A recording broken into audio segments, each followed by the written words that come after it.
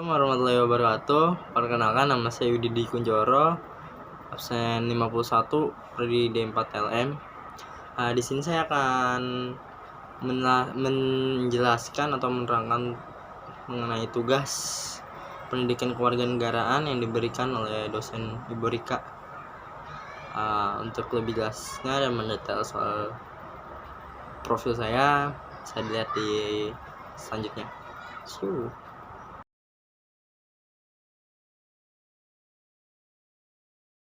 Baik, di sini saya akan memberikan contoh atau men-sharing hak dan kewajiban saya sebagai warga negara yang sudah saya dapatkan dan sudah saya lakukan. Saya mengambil contoh hak dan kewajiban warga negara saya pada bidang yaitu hak mendapatkan pendidikan yang layak. Hak dan kewajiban ini diatur dalam pasal 31 Undang-Undang Dasar 1945. Isinya ialah: pertama, setiap warga negara berhak mendapatkan pendidikan. Yang kedua, setiap warga negara wajib mengikuti pendidikan dasar dan pemerintahan wajib untuk membiayainya.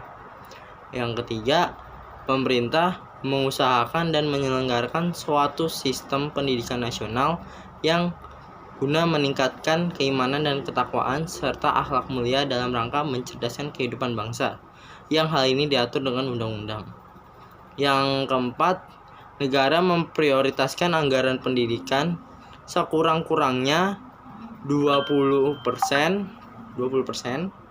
dari anggaran pendapatan belanja negara atau APBN negara, serta dari anggaran pendapatan belanja daerah APBD daerah, untuk memenuhi kebutuhan penyelenggaraan pendidikan nasional. Lalu untuk yang kelima, pemerintah memajukan ilmu, pengetahuan, dan teknologi dengan menunjang tinggi nilai-nilai agama dan persatuan bangsa untuk kemajuan peradaban serta kesejahteraan umat manusia. Dari pasal 31 ini saya akan men-sharing hak dan kewajiban saya dalam mendapatkan pendidikan yang layak. Seperti yang sudah diberitahukan sudah saya bacakan di ayat 1 tadi, warga negara wajib mendapatkan pendidikan yang layak, dan di pasal selanjutnya di ayat selanjutnya pasal 31 ayat 2 itu kurang lebih berbunyi bahwa pemerintah itu wajib membiayai.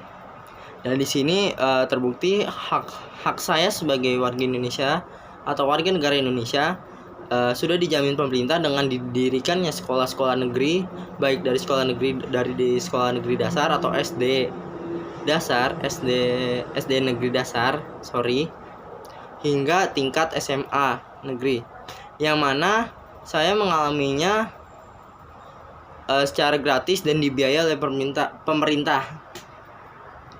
Dan pemerintah juga menjamin untuk tingkatan lanjutan seperti mahasiswa dapat dibiayai kehidupannya dengan memberikan program-program biaya siswa. Itu adalah bukti contoh atau bukti nyata yang telah saya alami sendiri dalam hal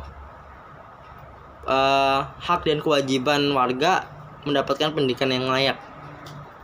Dan kewajibannya tentu saja yang menyangkut paut dengan hal ini, kita sebagai pemuda-pemudi bangsa wajib untuk belajar dengan giat, menekuni pembelajaran kita, serta mengamalkan ilmu-ilmu yang kita terima. Seperti pada saat ini saya berada di tingkat mahasiswa, saya belajar, dan kedepannya insya Allah saya akan menerapkan beberapa ilmu-ilmu yang saya dapat dari dosen-dosen saya maupun teman-teman saya.